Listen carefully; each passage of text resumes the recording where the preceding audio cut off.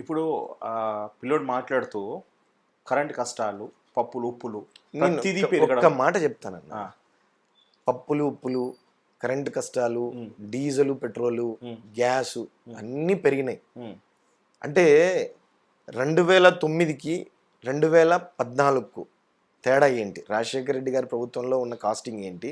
తర్వాత చంద్రబాబు నాయుడు గారి ప్రభుత్వంలో వచ్చిన కాస్టింగ్ ఏంటి? 2019లో వచ్చిన కాస్టింగ్ ఏంటి?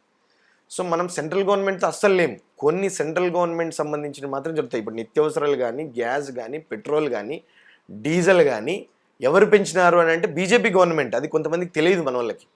విషయం ఏంటి? సేజ్లు, ట్యాక్స్లు అని వేస్తా అనేది సెంట్రల్ గవర్నమెంట్ బాధుడుతున్నారు. మనం అందుకే సెంట్రల్ గవర్నమెంట్లో అలయన్స్ లేము. సెంట్రల్ గవర్నమెంట్తో అలయన్స్లో ఉండేది ఎవరు? ఆంధ్రప్రదేశ్లో ఉండేది Janasena government, Janasena party. Janasena party ఏం చేస్తుంది? పోరాడాల. అరే మీతో మేము పొత్తులో ఉన్నాం, ఆంధ్రప్రదేశ్ ప్రజలకు నిజంగా అన్యాయం జరుగుతుంది అని అంటే ఈరోజు పవన్ కళ్యాణ్ గారు దాని గురించి మాట్లాడాలి. అది మాట్లాడాడు. కౌలు రైతులు ఎవరో నష్టపోయారు, చనిపోయినాడు, అందుకే ₹1,00,000.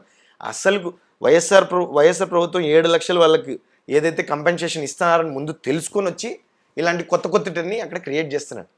సో నిజంగా పవన్ కళ్యాణ్ గారికి చిత్తశుద్ధి ఉంటే బీజేపీ గవర్నమెంట్తో పోరాడమని చెప్పు, సెంట్రల్ గవర్నమెంట్తో. అక్కడ ఏదైనా పెరిగింటే దాని గురించి మాట్లాడమని.